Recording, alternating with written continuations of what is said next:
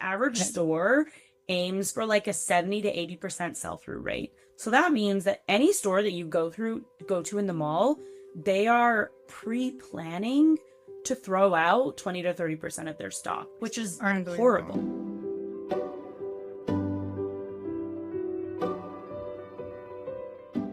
Hello, I'm Ronit Novak, and this is The Grain. Today's episode, AI versus fashion, is going to hit a bit different, but in a really good way. For one, this is a video episode, and it's a shift that you may have noticed I've been making over the past few episodes, because there is something really powerful about not just hearing someone's voice, but seeing them. Capturing those small pauses, the gestures, that laugh that just doesn't make it into a polished audio cut. Video feels raw and it feels human, and that's what people are craving right now, and I know that I am. It's that real, unfiltered conversation that doesn't feel at all engineered. That's the direction that I'm taking with The Grain. More video, more vulnerability, more visibility. More proof that these conversations are still human-made, even as we talk about technology that's reshaping our creative lives and livelihoods. My guest today is Sajna Massey. She's the founder of Couth Studios. It's an AI-driven fashion company.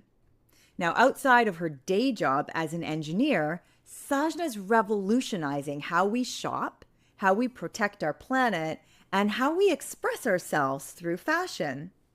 So even though we just met, Sajna and I connected like friends because we share the experience of building something new in a tech industry that's not easy for women to break into. And we both venture to show up online as our complete selves, not just as entrepreneurs or brands, but as humans. Which can seem kind of contradictory, right? And for an AI-driven company. But we both believe in using technology, not just to grow our work, but to actually do good in the world. Whether that's inspiring people, it's building community, or it's changing the way that an industry operates. Our conversation might feel different because unlike some of the heavier topics that I've tackled on the podcast, things like copyright, ethics, creative legacy, fashion can feel kind of like a superficial indulgence. But you know me, I got to the grain of it and to the bigger picture. How the pleasure and the peril of AI can be used to serve creativity rather than strip it of its humanity. Sajna's approach isn't about automation just for the sake of it. She's not making fast fashion faster. She's using AI as a creative ally. Her process reduces waste. It challenges the destructive speed of fast fashion, and it puts real people back at the center of the design process. Every garment that Couth produces is chosen by its community before it's even made. So it's not just fashion. This is a conversation between data, design, and taste. And as much as we talked about fashion in AI, we also talked about the power of storytelling, of showing up on social media as yourself. And we both know how scary it can feel to be the face of your company, to talk openly about your struggles and your small wins. And several questions do still nag at me. With online content feeling increasingly artificial, what exactly qualifies as authentic now? Is a scripted monologue allowed? What about fake nails? Which leads me to another question. Why do women entrepreneurs feel the need to be authentic and reveal themselves online while our male counterparts tend to remain more concealed?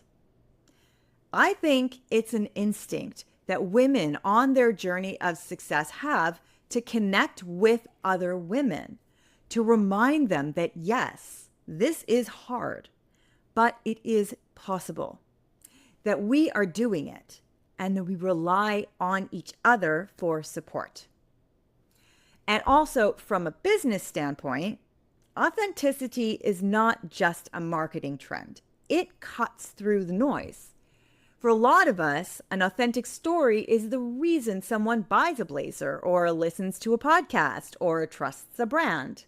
Both Sajna and I feel that very deeply, and I have a feeling that you do too.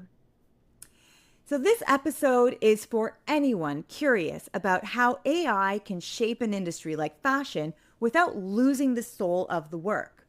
Or for anyone who's building something of their own and wondering how to show up online and actually learn more about themselves in the process. So, for me, conversations like this one are why I started The Grain, to look at where technology and creativity meet and to do it in a way that is honest, curious, and human. This is the journey that I'm sharing with you here on The Grain.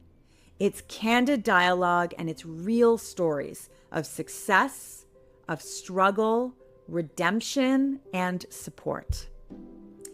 Please enjoy my conversation with Couth Studios' Sajna Massey on The Grain. Thank you. I'm so glad we finally were able to make this happen. Oh, it was great. It was perfect. And a Friday, it's a nice, I don't know if you have this, but I have like summer Fridays at my 9 to 5. So I'm like, technically like, this is the kickoff to my weekend. Well, I'm actually going on vacation for Where are 2 you weeks. going? So this is the last day. I'm going with my son on a road trip around Lake Erie, just me and an almost 9-year-old. We're going to like Niagara, the American side. So like Niagara, Pittsburgh, Cleveland, Detroit, like, Oh yeah. my God, I fun. know the kid is growing so fast. I'm just like, I don't know. How can we be in like a small vehicle for as long a time and just enjoy each other's company before you grow up and fly away? So yeah, Oh, that sounds so fun though. A I'm little quality excited. time. Yeah, yeah. This is How did you yeah. choose that route? ChatGPT. I was Okay. like, Love it. hey, ChatGPT, a few months ago, I said, hey, I want to go on a road trip with an almost Yeah. 9-year-old for about 10 days. Where do you think would be a good place to go? Not too much driving, fun things for him, and da da da. And yeah, there was a few options that it gave and different thematic options. And I kind of like fine tuned it and tailored it. And it still took a lot more. I'm still kind of finessing and stuff like that. But you know what it did for me, which is what it always does for me? It just breaks the ice. It's like I get you. it's hard for me, and I think other people too, to just start often, Mhm. especially if you're like us, like, busy, like everybody, so much going on. It's like, okay, change gears, do this, but starting on the blank canvas is the hardest thing, right? So it's like I where get you. just somebody just lay down the skeleton and I can work with that. That's Fair, how fair, I fair. feel. And enough about me. I'm so glad that we connected because you're super busy and our schedules are kind of like overlapping and conflicting. And then we finally managed to merge together on this auspicious Yes. day. Honestly, like I'm excited to talk to you because I feel like friends.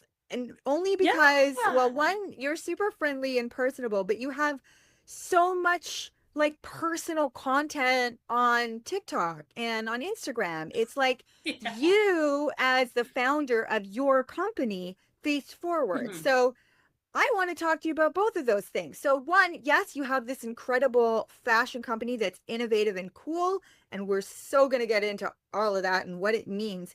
But I also want to talk about like what it feels like to be a female entrepreneur in Canada in 2025 and what does it Yeah. require. I love So that. let's begin. I think being face forward on social is something that's been a little bit of a struggle for me. Like it really feels like, oh, like I'm like putting myself out there truly. Um, I mean, even like the first time because I have, I guess like a professional reputation to protect, so to say, like putting Couth on LinkedIn for the first time was very scary. I was like, I can because relate. like I do get a lot of, like, oh, you're like an engineer. Why are you starting a fashion brand? Like like I get a lot of feedback like that. And I think, our social strategy is like our Instagram, it's like a bit more polished. I don't do like a ton of behind the scenes content on Instagram, but on TikTok, it's very informal. It's like, I'm having a bad day, here's why. And so it's just a very Mhm. different strategy, I think, between the two platforms. I think the brands that are really succeeding today tend to be very like founder led from the outgo, like from the outside, and yeah, like create a lot of behind the scenes content. So you're kind of bringing that community alongside you when you're building your company. Mhm. So yeah, on TikTok we try to be like a bit more informal, and then Instagram is the thorn in my side because I'm not that like polished and kind of thing. So yeah, it's a bit different. So when did you start Couth? So we launched like with a very small like three-piece collection, so to say, in September. So we're just under a year old now. Okay. I mean, I think starting wise, like probably last summer was when I really started to ideate and build the algorithms and do the manufacturing research. Is that when you started becoming face forward, or were you already kind of doing that before? Honestly, it was probably later than that. Like I would say we Mm. didn't really do a lot of socials until February of this year. Um, so yeah, that's still pretty new. Like I think our TikTok, I don't know, probably we started it this year. So what prompted you to start doing that? To say, okay, I need to be the face of this company. I need to start talking about my journey and my struggles. Like some When of those videos about like, there was one that you had posted recently about June and all the good things that happened for you in June, like being a speaker at a conference, Mhm, and all the bad things, like having an event and like 25% of the people who RSVP'd showed up. mhm. I love that, and that's so hard to do. So Yeah. what got you to do something like that, and why did you feel it's important? Honestly, it was other founders. Like I think other founders are so transparent with their journeys, and I think I don't know. I mean, the way I shop, I really am like a bit of a story shopper. Like a lot of the things I own, like my laptop bag, I found a designer in Mexico City with the most beautiful boutique, and their bags were very colorful, but I wanted one in black. And so, now I have like this beautiful custom bag from this wonderful artisan that I met. And like I'm a Right. very like story shopper, I would say. And so I see a lot of founders, like I think there's a couple that do really well. I mean, Strawberry Milk Mob in Canada, or the Odd Muse Girl, Amy Smalls, I think, has done a really good job of like building her brand from behind the scenes. And so I really drew Mhm. inspiration, but also courage from other founders that were being really transparent with their story. Yeah. Do you do you feel like being vulnerable online helps or hinders partnerships and financing? Ooh, that's a really good question. I find partnerships wise, especially in Toronto, that it helps because I think that transparency really like builds trust. Because I unfortunately I think there's a lot of brands out there that have fantastic marketing and very few sales, and they're buying followers and that kind of thing. Yeah. And we like the thing that I'm very conscious of is I don't want to be the fashion brand with okay clothes and great marketing, because I think honestly that's most brands in the market. Their products are Hmm. okay, their marketing is phenomenal. Hmm. And I don't want to be in that space, By so phenomenal marketing, you mean like polished, like very mhm, well thought out and produced and put together. mhm, yeah, But I mean, also great marketing could be just vulnerable, candid TikToks too. true. It's true. Yeah, and I think like some of the like I find that some of the TikToks that gain a lot of traction are about building the business, like how we've gotten grants and how we got our first customers and that type of thing. I think gets Yeah. a lot of, because I think there's so many people that want to start their own business and don't know where to start. Right. I think especially for women too, to be kind of stepping forward and saying like, "Hey, let's admit this is hard. This is especially hard for us for Mhm. various reasons. And this is how I'm doing it." And we can all Yeah. kind of support each other that way. Um Yeah, like, do you think that the marketing industry and the way that people shop, like if you're interested in the backstory behind a bag that you have, or a necklace, or you want to know who made it and where it came from, do you feel like that ties into the marketing just being more authentic. There's so much, especially around AI, of people trying to pretend that everything is great, Mhm. and look at this awesome new AI, ad campaign that we just came out with. Yeah. And there is, I feel like maybe I'm noticing an undercurrent, like a backlash of people saying, like, we're actually human and we look human and we're telling human stories. People are sick of being marketed to, I think is the Yeah. biggest thing. The amount of ads we are inundated with every day is like exhausting. Like I don't even register ads anymore. Like Mm. I'm that person that's like walking to the mall and they're like, "Oh, did you hear about our sale?" And I'm like, "No, like tell me more about it." Meanwhile, I look around the store and there's like 18 signs that say everything's 40% off. It doesn't even clock to me because I'm just Yeah. tired of signs. I'm tired of ads. I don't register them.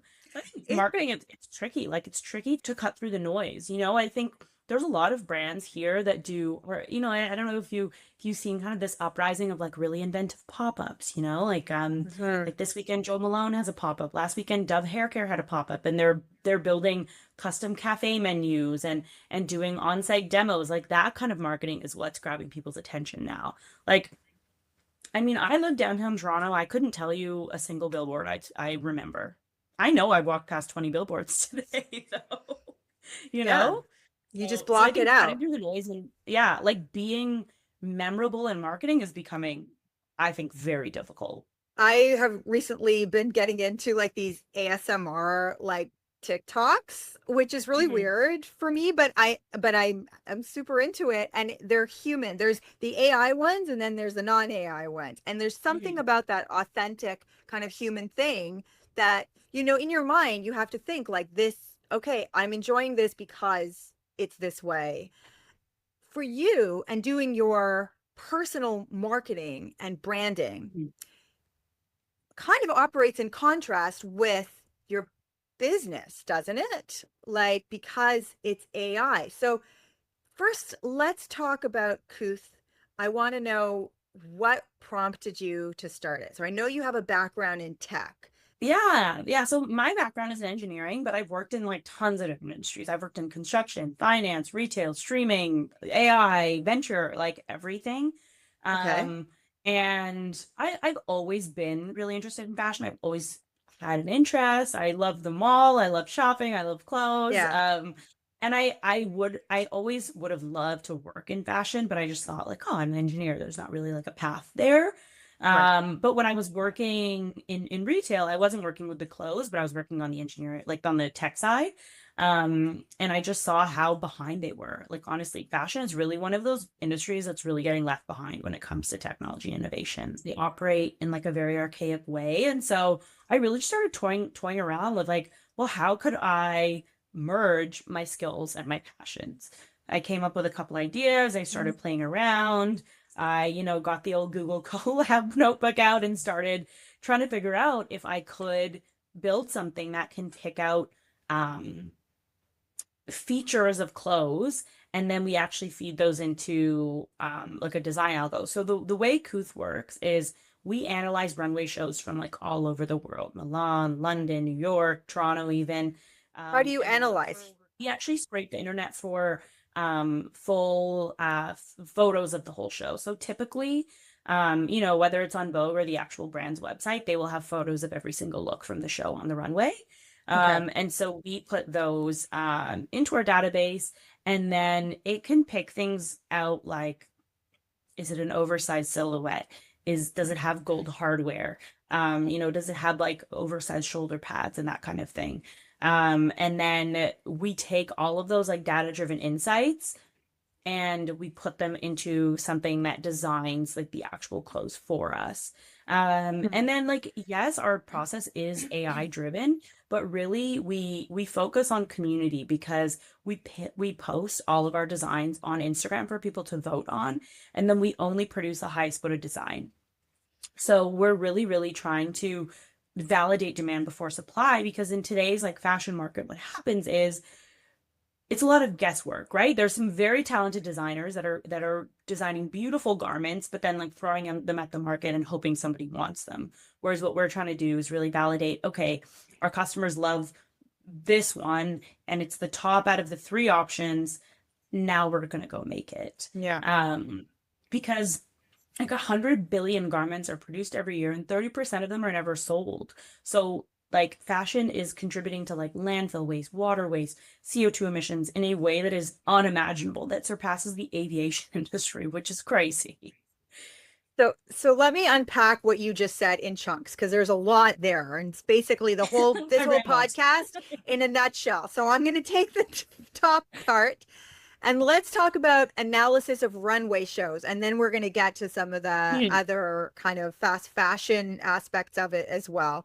I'm going to press you a little bit, and I'm sure this is not something that you've never heard before, but you're analyzing fashion runway shows, and Uh-huh. there's obviously huge backlash and concern about AI stealing IP and copyrighted material. Now, this reminds Hmm. me of how oftentimes you see, like, I think it's Zara or H&M or Mango get in trouble Yes. for just ripping off designers and Yes. and small designers too, right? And just saying like, I designed that for my little indie runway show and they're selling it at Zara for 29 Hmm. bucks and nobody consulted me or Hmm. paid me.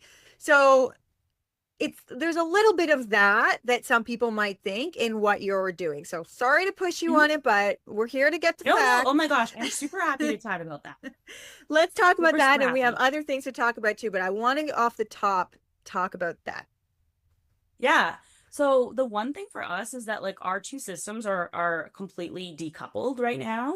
And a lot of the reason that I built it that way is because I don't want to be building like cheap knockoffs of things.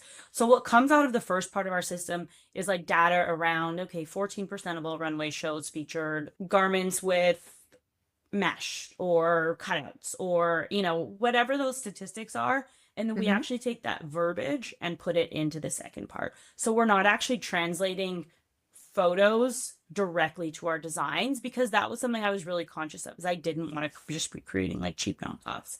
And then Sure. the other thing is I also do anything that comes out of the algorithm. I do like a reverse image search to Oh. ensure that it's not super close to anything else that's on the market, because yeah, we want to be known for these unique, one of a kind, limited edition pieces, and we don't want to be, of course we're not looking to be like a Zara or a Shein.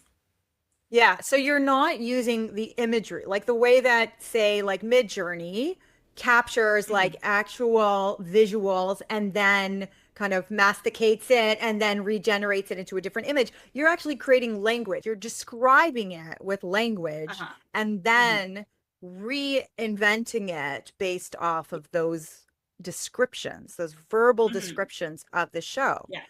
So, do you feel, I don't know if you've spoken with like a lawyer or anything, does that like indemnify you from anything? Like, do you feel like that is a kind of a good, uh, you know, gap between like using and copying? We just got an AI minister, right? Evan Solomon, and we're Hmm. still figuring out what the guidelines are for Canada. America has theirs, or whatever they imagine theirs to be or not be.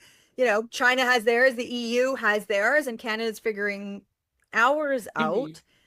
And so, yeah, in a lot of ways, it's guidelines, based Yeah. on copyright, but that isn't relevant to AI, but just regular copyright IP Yeah. legislation. So, yeah, everybody is kind of figuring it out as they We're go and figuring it just, out. yeah. I mean, I commend you for one, talking about it, having it well thought out, and the way that you are doing it, I would give it like my approval, like in that it does feel like you're being inspired by the work and kind of reimagining it. Is there a human in the process when you're designing the image to kind of recalibrate it and be like, actually, I want that lapel to be wider, or I want the color to Hmm. be different? Or is it just a completely A to Z AI process? No, we do have someone who ensures that there's cohesion between like some of the garments, right? Because we don't want to Yeah. have like a ball gown and then a cargo pant, and then you know what I mean. Like we want there to be like a cohesive aesthetic. Yeah. So yeah, we do work with a designer to do that, and then also just from like a garment construction perspective, we work with someone that validates like, okay, this could be made and it's not going to cost $1 gazillion kind of thing before we Hmm. put them on Instagram as well. Because Hmm. I mean, of course, like AI, I mean, it's boundless creativity, right? Like there's some things that come out and I'm like, what the hell is Right. this? And then, like we'll get something that's like bubblegum pink. And I'm like, that's just not our style. Like I think like the Hmm. Couth girl is like a very kind of like edgy, confident, but corporate kind of vibe. And so, where I wouldn't describe our aesthetic as like very girly or anything like that. And so we do have like some human intervention, actually like curating some of the designs. Hmm. And then of course, like we work with like we because we have the 3D renderings, we only go through one sample round, but we have someone doing like a fit check, ensuring that they're going to fit properly and people can move in them and that type of thing. Hmm. Hmm. So before you actually mass manufacture them, you're submitting them every Monday, right? You have a vote on Instagram. So we right now we're doing a vote like I would say every like 2 to 3 weeks. Okay.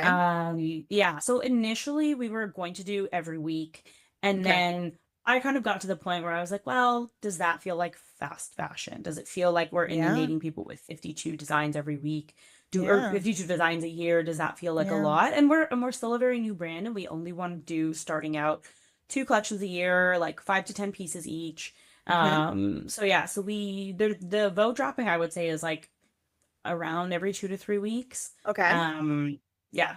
So the process is that you design three different outfits and then you Hmm. present them to Yeah. your followers to vote on Yeah. what is the best outfit for you to mass produce.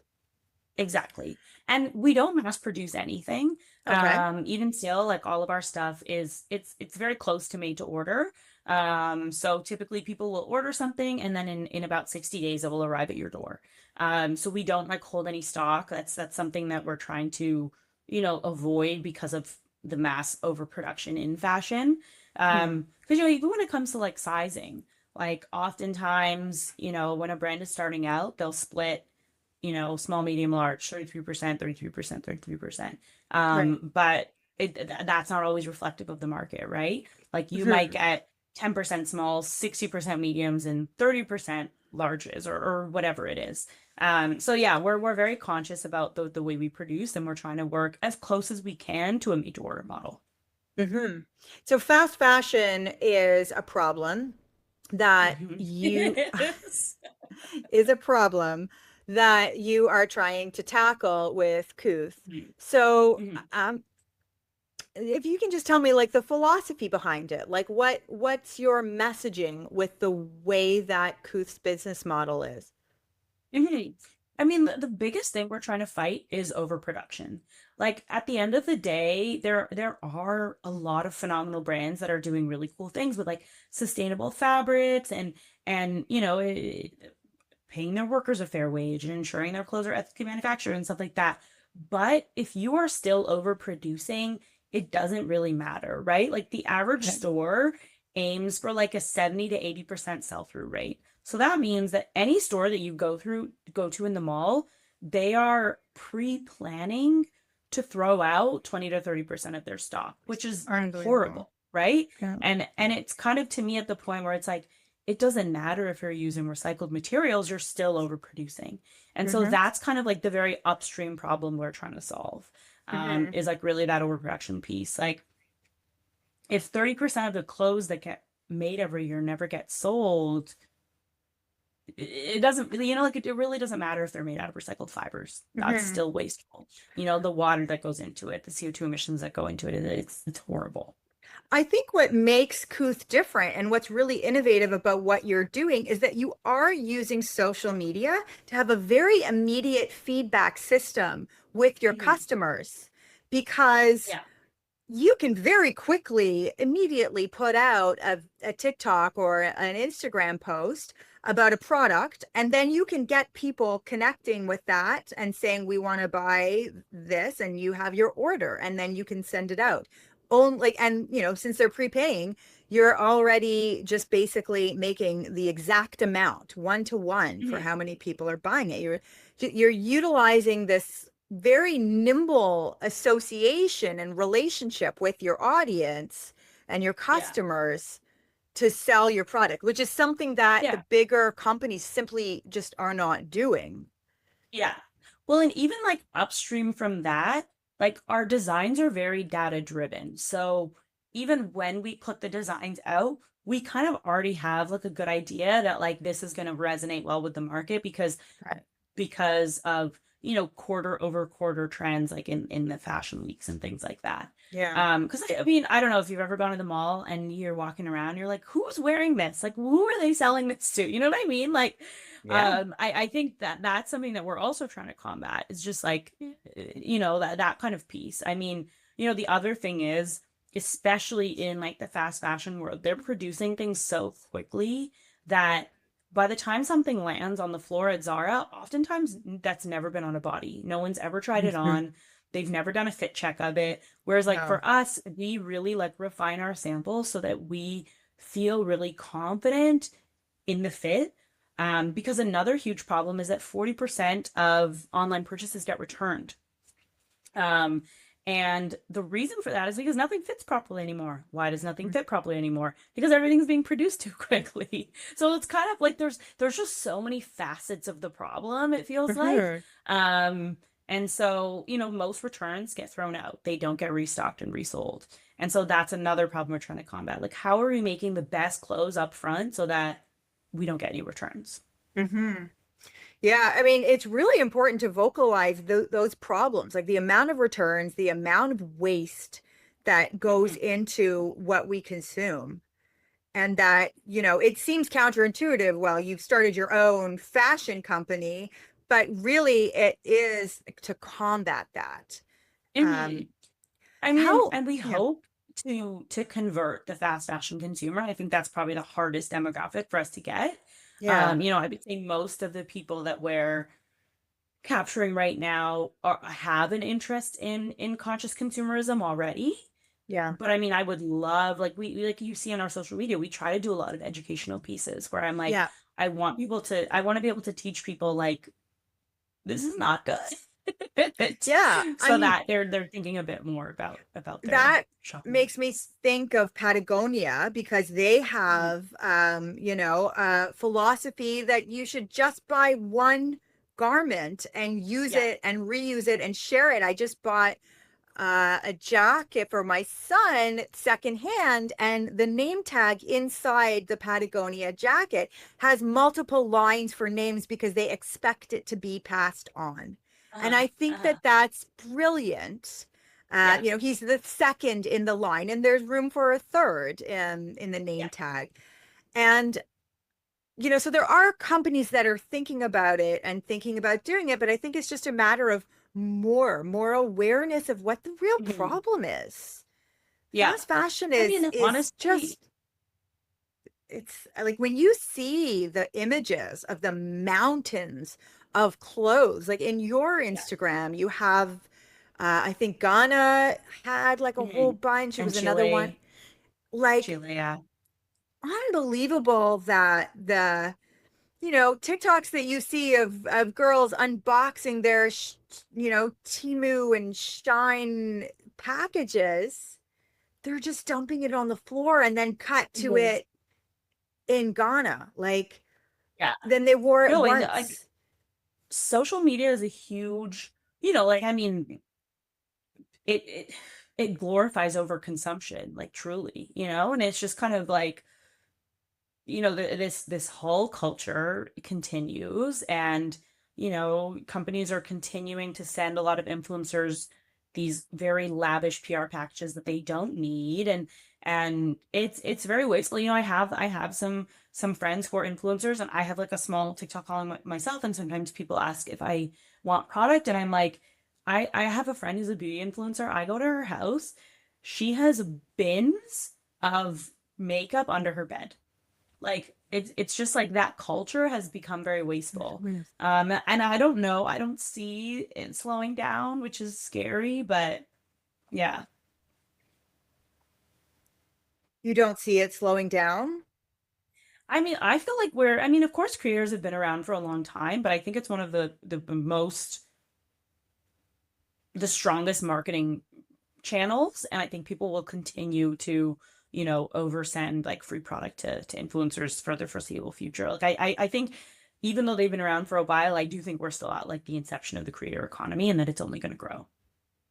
And that you think generates more waste because Hmm. they're being sent these products and told to sell these products on their Yeah. channels, and And then that's what never wear products. them, you know? Yeah. Like if I don't want to pick on a specific brand, but if brand Sure. A sends, an influencer, here's our latest collection, it's a 20-piece collection. How many of those do you think that girl's gonna wear? Maybe two, Hmm. maybe three, Hmm. maybe she's gonna wear them twice, you know? Like it's pretty wasteful. So so you're not sending your product to influencers? We've worked with a few influencers, but we get Okay. them to like look at our website, what resonates with your style, please pick one piece and we'll share it with you. Okay. But we don't do any like mass sending. We really only work with influencers who are already engaged with us on Instagram. So Right. people who are already following us, liking our stuff. We don't do any cold reach outs.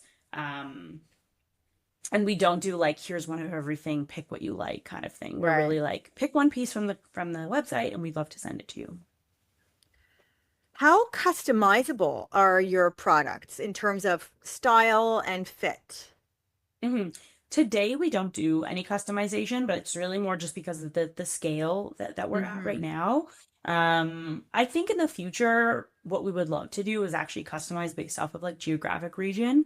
So have like people in Toronto voting and then people in Tokyo voting and be able to create collections that are like a little bit more tailored to the style of a city, right? Like Toronto Hmm. has a very different style than like a London, than a Paris, then a Tokyo, then a Mexico City. We are truly like the Aritzia uniform girlies out here.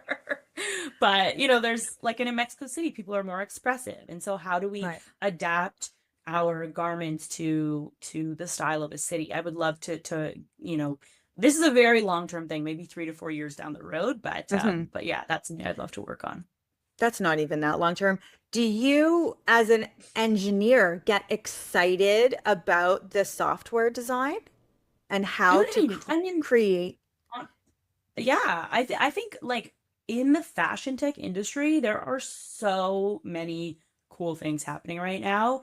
Um, I'm blanking on the company's name, but there is a company that's using AI to essentially um, oh my gosh, I'm forgetting the exact technology they use, but it's a branch of AI that they're using to analyze fabrics and be able to recycle them more efficiently. Because the Mm, problem today is a lot of materials are not, or it's very difficult to recycle materials because everything's a blend, right? Poly and mhm. wool, poly and viscose, wool and, whatever it, Yeah. it is. And because those fibers are literally like woven together, you can't unweave them and then recycle Hmm. them. And it's often hard to tell like what it is and things like that. And so this company is working on a system that's going to be able to actually like separate those and be able to recycle things more efficiently. So I think like in the fashion tech space, which is a very underfunded, very under, I don't know, appreciated, highlighted space. There's a lot of cool companies coming out, and then the great thing is a lot of them are female founders, which is Yeah. awesome.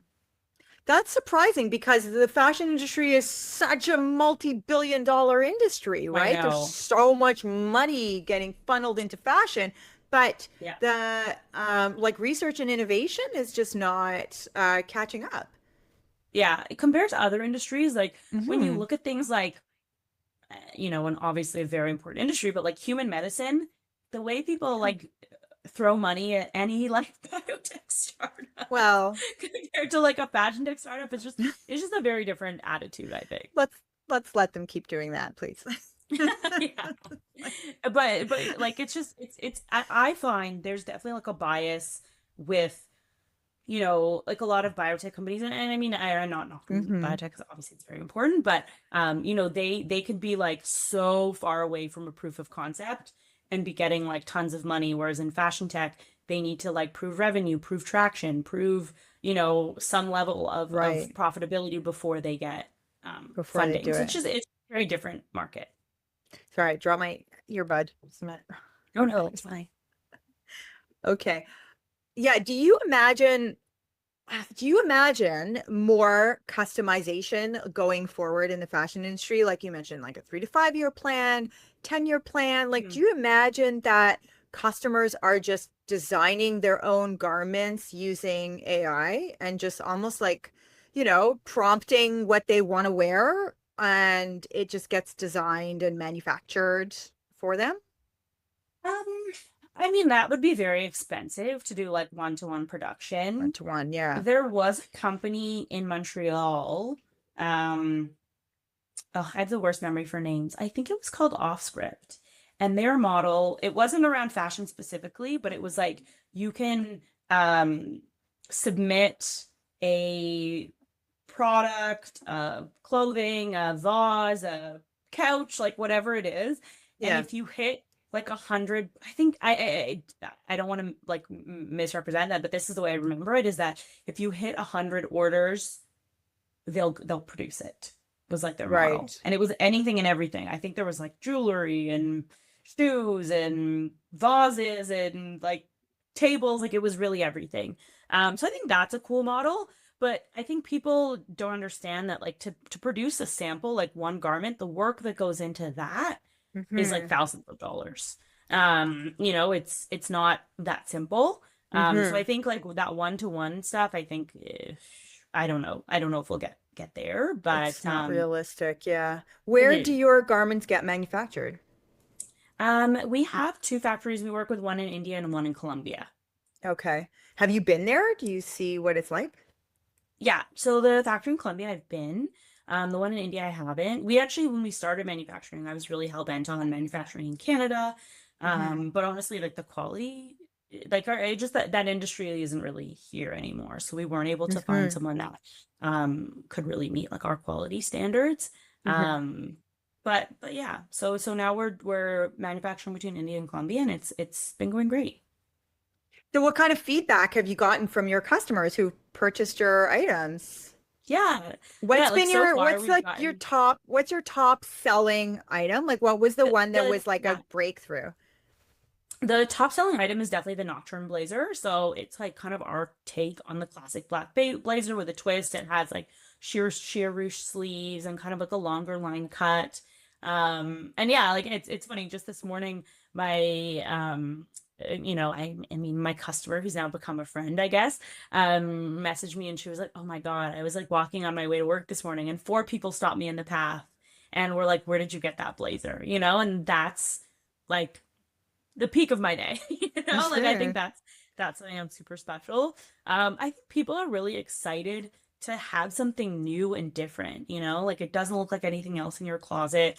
We get feedback like that a lot. Like I walked into a party and for the first time I wasn't matching with somebody that was there, right? Because in Canada, I mean maybe not all of Canada, but Toronto for sure. You walk Hmm. into a bar, if you're wearing something from Aritzia, there's a girl in there with the same shirt as you on. You know what I mean? Like Hmm. we just have a very uniform style, and I think people are starting maybe to get tired of that. And so and I mean, and I'm a fan of Aritzia. This is actually from Aritzia. I'm not knocking Aritzia at all. I think they've got a great Hmm.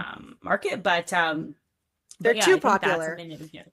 Yeah, like that's They're something we get a t- lot as well, is just like I was so excited to like go somewhere and feel like the outfit was me and no one else's, you know what I mean?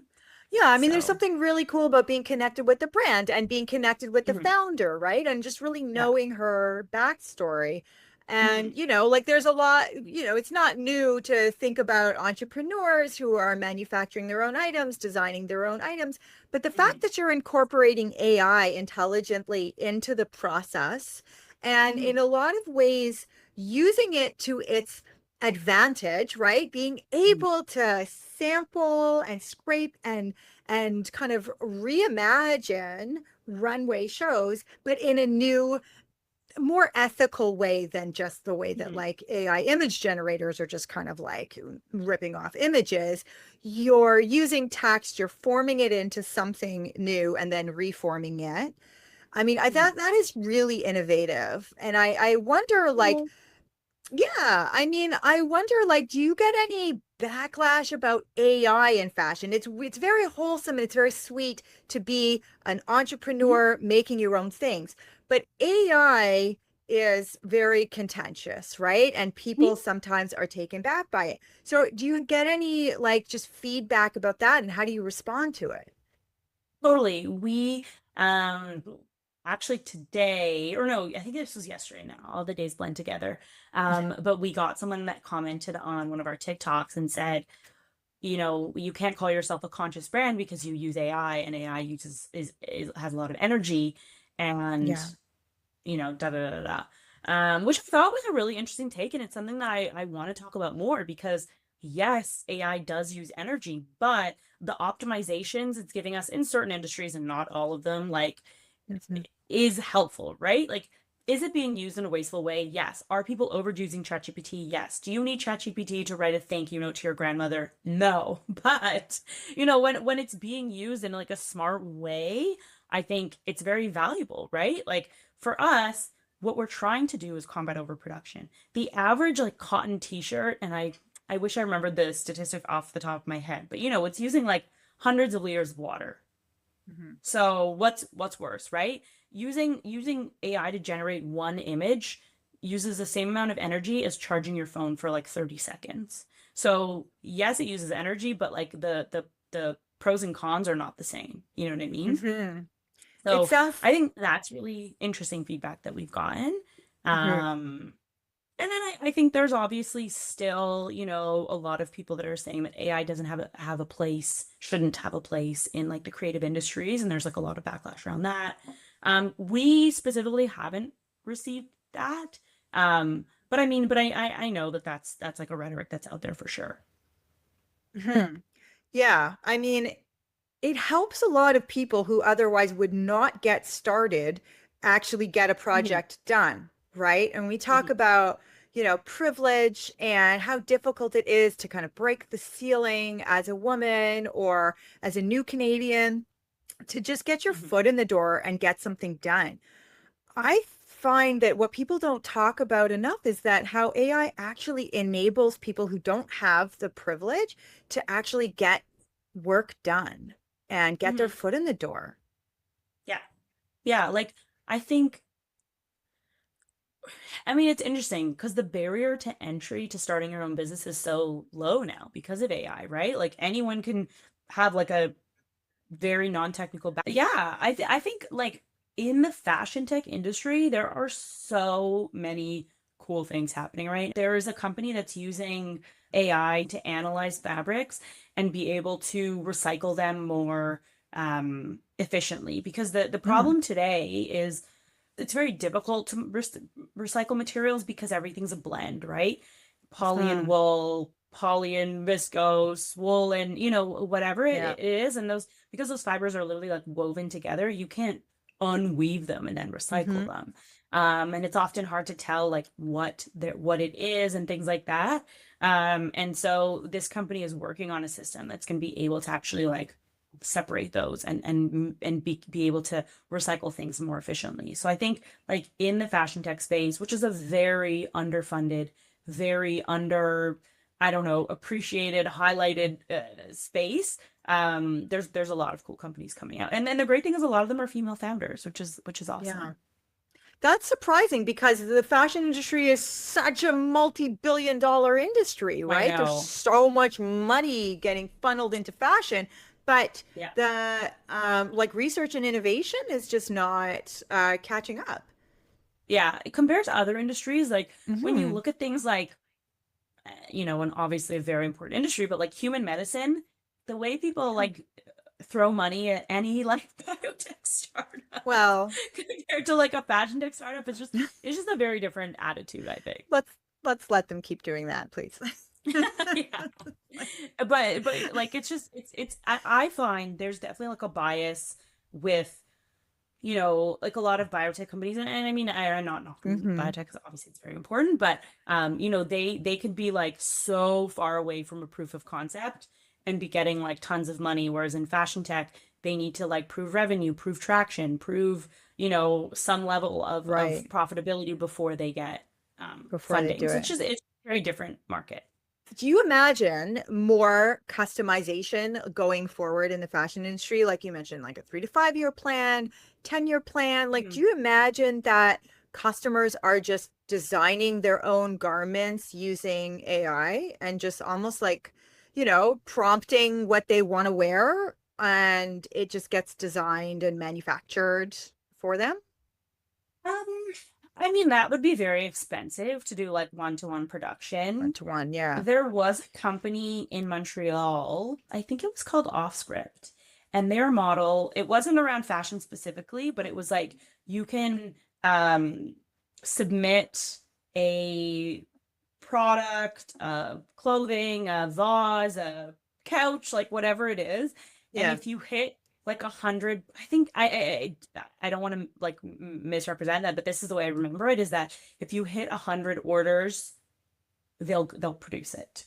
It was like their model. Right. And it was anything and everything. I think there was like jewelry and shoes and vases and like tables, like it was really everything. So I think that's a cool model. But I think people don't understand that like to produce a sample, like one garment, the work that goes into that is like Mm-hmm. thousands of dollars. It's not that simple. So I Mm-hmm. think like with that one-to-one stuff, I think I don't know. I don't know if we'll get there, It's but not realistic, yeah. Where do mhm. your garments get manufactured? We have two factories we work with, one in India and one in Colombia. Okay. Have you been there? Do you see what it's like? Yeah, so the factory in Colombia I've been. The one in India I haven't. We actually, when we started manufacturing, I was really hell bent on manufacturing in Canada. Hmm. But honestly, like the quality, like it just that industry isn't really here anymore. So we weren't able to find Hmm. someone that could really meet like our quality standards. Hmm. Um, but yeah, so now we're manufacturing between India and Colombia, and it's been going great. What's your top selling item? Like, what was the one that was like a Yeah, breakthrough? the top selling item is definitely the Nocturne blazer. So it's like kind of our take on the classic black blazer with a twist. It has like sheer ruche sleeves and kind of like a longer line cut. And yeah, like it's funny. Just this morning, my I mean my customer who's now become a friend, I guess, messaged me and she was like, "Oh my God, I was like walking on my way to work this morning and four people stopped me in the path and were like, 'Where did you get that blazer?'" And that's like the peak of my day. Like I think Sure. that's something I'm super special. I think people are really excited to have something new and different, like it doesn't look like anything else in your closet. We get feedback like that a lot. Like I walked into a party and for the first time I wasn't matching with somebody that was there, right? Because in Canada, I mean maybe not all of Canada, but Toronto for sure. You walk Hmm. into a bar, if you're wearing something from Aritzia, there's a girl in there with the same shirt as you on. You know what I mean? Like Hmm. we just have a very uniform style, and I think people are starting maybe to get tired of that. And so and I mean, and I'm a fan of Aritzia. This is actually from Aritzia. I'm not knocking Aritzia at all. I think they've got a great Hmm. market, They're but yeah, too I think that's popular. something that we get. Yeah, like that's something we get a lot as well. Is just like I was so excited to like go somewhere and feel like the outfit was me and no one else's, you know what I mean? Yeah, I mean, there's So something really cool about being connected with the brand and being connected with the mhm, founder, right? And just really yeah. knowing her backstory. And, Mhm, like there's a lot, it's not new to think about entrepreneurs who are manufacturing their own items, designing their own items. But the fact mhm, that you're incorporating AI intelligently into the process and in mhm, a lot of ways using it to its advantage, right? Being mhm, able to sample and scrape and kind of reimagine runway shows, but in a new, more ethical way than just the way that mhm. like AI image generators are just kind of like ripping off images. You're using text, you're forming it into something new and then reforming it. I mean, I Mhm. thought that is really innovative. And I wonder like, Well, yeah, I mean, I wonder, like, do you get any backlash about AI in fashion? It's very wholesome and it's very sweet to be an mhm, entrepreneur making your own things. But AI is very contentious, right? And people sometimes are taken back by it. So do you get any like just feedback about that, and how do you respond to it? Totally. We um actually today, or no, I think this was yesterday now. All the days blend together. But we got someone that commented on one of our TikToks and said, you know, you can't call yourself a conscious brand because you use AI, and AI has a lot of energy, and Yeah. you know, da da da da. Which I thought was a really interesting take, and it's something that I want to talk about more because yes, AI does use energy, but the optimizations it's giving us in certain industries and not all of them, like, Mhm. is helpful, right? Like, is it being used in a wasteful way? Yes. Are people overusing ChatGPT? Yes. Do you need ChatGPT to write a thank you note to your grandmother? No. But, you know, when it's being used in like a smart way, I think it's very valuable, right? Like for us, what we're trying to do is combat overproduction. The average like cotton t-shirt, and I wish I remembered the statistic off the top of my head, but you know, it's using like hundreds of liters of water. Mhm. So what's worse, right? Using AI to generate one image uses the same amount of energy as charging your phone for like 30 seconds. So yes, it uses energy, but like the pros and cons are not the same. You know what I mean? Mhm. It So sounds. I think that's really interesting feedback that we've gotten. Mhm. Um, and then I think there's obviously still, you know, a lot of people that are saying that AI doesn't have a place, shouldn't have a place in like the creative industries, and there's like a lot of backlash around that. We specifically haven't received that. But I mean, but I know that that's like a rhetoric that's out there for sure. Mhm. Yeah, I mean, it helps a lot of people who otherwise would not get started actually get a Hmm. project done, right? And we talk Hmm. about, privilege and how difficult it is to kind of break the ceiling as a woman or as a new Canadian to just get your Hmm. foot in the door and get something done.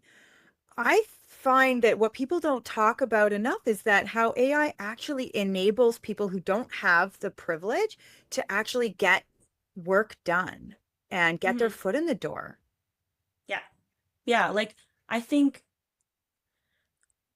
I mean, it's interesting because the barrier to entry to starting your own business is so low now because of AI, right? Like anyone can have like a very non-technical background, but still be using AI to, um, build something, right? Build some sort of Hmm. whatever it is. Hmm. But I mean, I also think in general, I mean, this is more for like the corporate world, but like as time goes on, we're expected to do more with less, Worse. and the way that you can augment your workflows is with AI, right? Like I use AI Right. to, you know, I use AI to edit things for concision all the time. I use AI to draft emails for me and all those kinds of things. So I think that Hmm. is something that's, you know, helpful as well. Like, I mean, I do have hesitations about how it is being overused, you know, like with the rise of ChatGPT and people just using it all day for really dumb things, I think is like a little bit scary, but I mean Hmm. it has its place for sure.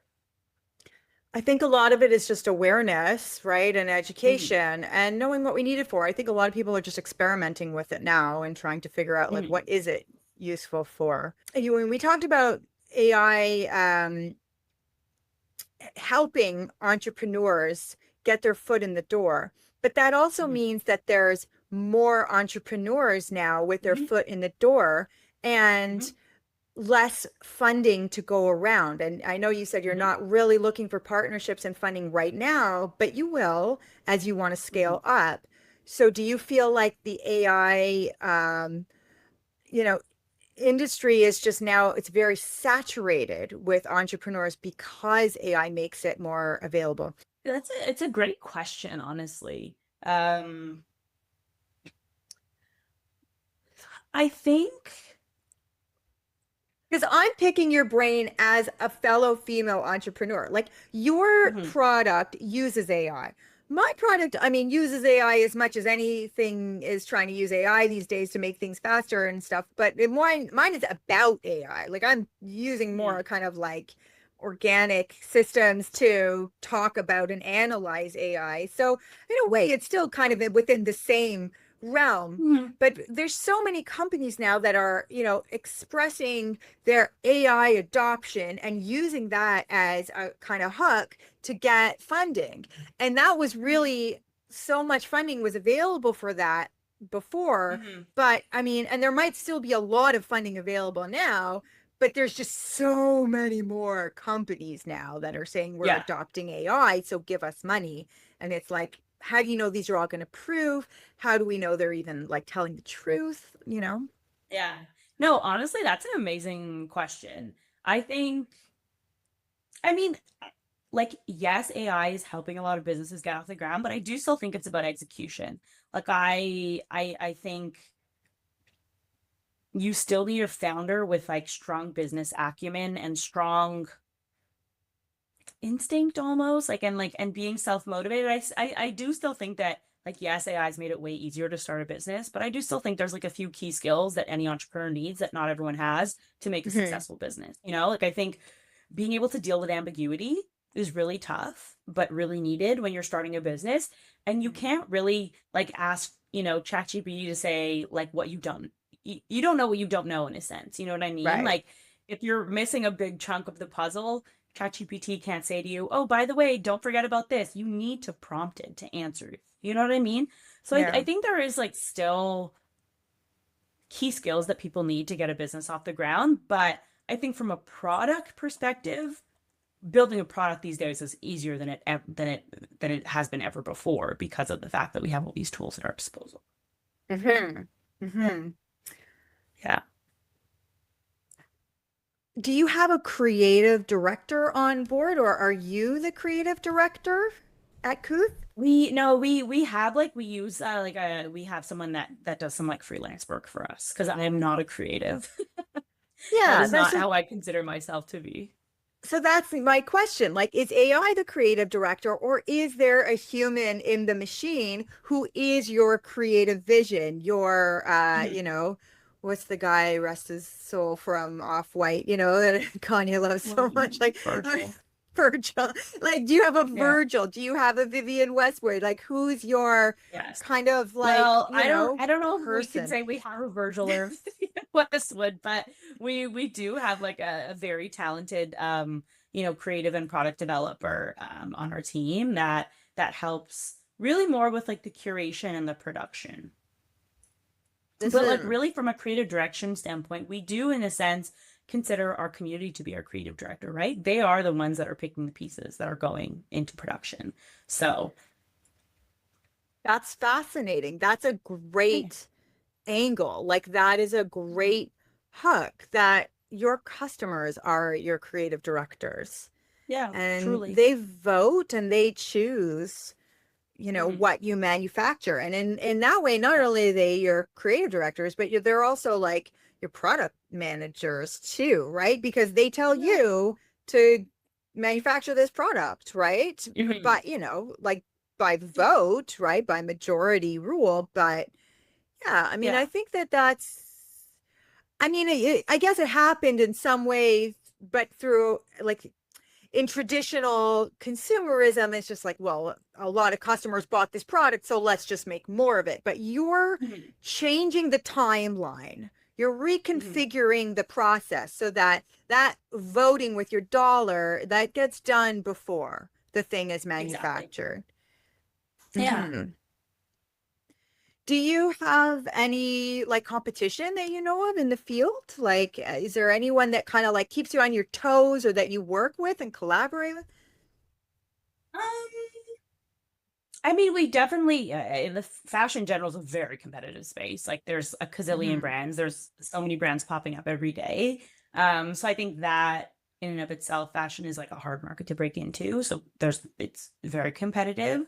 Um, I think there are companies that sell a similar product that we like have built and use ourselves to B2B. Like, there's some companies that are using like AI trend tracking and things like that and selling them to companies. um but yeah, I'm not aware of any companies that are really like combining, like we are at the intersection of three mega trends, right? Conscious consumerism, community led brands, and AI. I don't know of a brand that's kind of merging all three of them. Very cool. Do you imagine a brick and mortar store in your future, or is this just not relevant to what you do? I think the hard thing with brick and mortars, then of course you have to buy stock, and I really don't want to buy stock that's not going to Hmm. sell.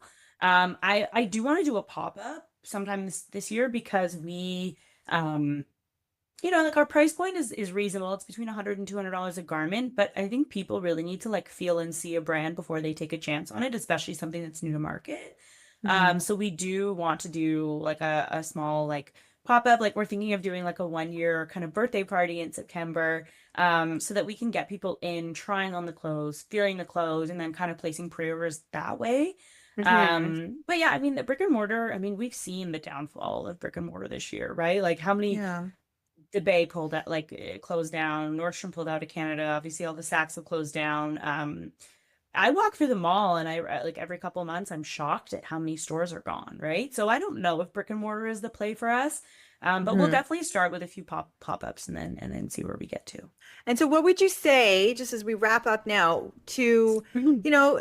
entrepreneurs who are starting in fashion, Mhm. looking towards the future? Like, what kind of future do you imagine that they should be expecting or preparing for? Stay educated on the industry and where it's going. Like things are changing so quickly.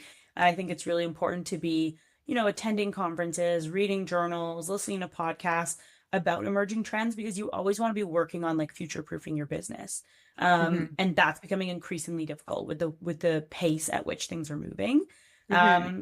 I mean, I think that would be probably my biggest advice. And the other thing would be just like start before you feel ready. Everything is about experimentation these days. And we started before we felt ready and we learned along the way. And there were so many learnings that I have now that I wouldn't, you learn from your mistakes. I just wouldn't have known what I know now had I not like started before I felt ready.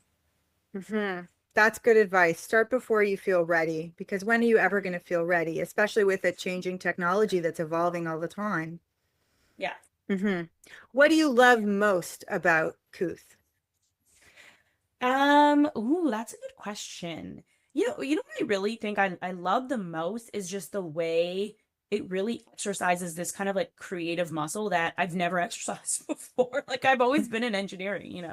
So for me to have to like put together the Instagram posts and design packaging and like all these different things, or even, we through a small event, I had to like put together like a little food table and I wanted it to be themed. Like things like that, I think are super, super fun to me.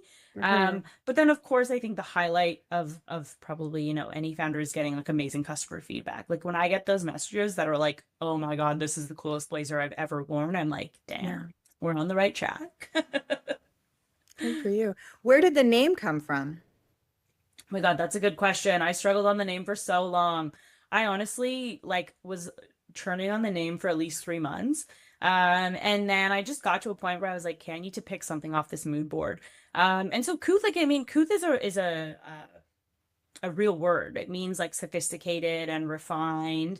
But it's just not a very common word. And so I really liked the way it sounded and what it represented. And then the studio angle is really just like kind of representative of the collaboration, and we're like kind of all a part of creative directing this brand, if you vote with us and are following, so yeah. No, I think that's great. I think it really comes across, Oh, like in the way that you express it, in the way that it appeals online on social media, like everything that your brand is and everything that you are as an entrepreneur. I think it really comes together. that's so Um, sweet, thank you. See, it's yeah. moments like these, yeah, I'm like, yes, I'm on the right track. Tell me about it. I get them too, and it really makes your day. If you're having a hard day, but then you Yeah, get a note, I get a notification on my watch that's like, "Hey, I just listened to your podcast. It's great." It's like that's what we're looking for. Like just to there you know that we go. made an impact, that what we're doing, Yeah, what we're working so hard for, and what I do with the grain is also outside of my 9 to 5, right? That yeah. what we're doing is making a difference and it means something. Mhm. So No, it's true. That's so Yeah. exciting. I'm excited for you. I'm excited to keep up with the podcast and keep listening to the episodes. Thank you very much. Well, yours will come out soon. I'm excited for you too, so I'm going to keep an eye on it. I think as like, women entrepreneurs working in AI thought, we need to stick together and we need to just be honest and collaborative and talk. So Yeah, I love that. Yeah. And I hope you have a Okay. good vacation. Thank you very much. I will. I will. I will. I hope you have a great weekend too, and we'll be in touch. If you enjoyed this podcast, please like, subscribe, share, and leave a comment. It really helps The Grain grow, reaching more creatives across the globe and inviting them to join the conversation. To learn more about The Grain, head to thegrain.ai, and to reach me directly, please send an email to Ronit, that's RONIT, at thegrain.ai. Because we need to start talking about the pleasure and the peril of AI and the future of creativity.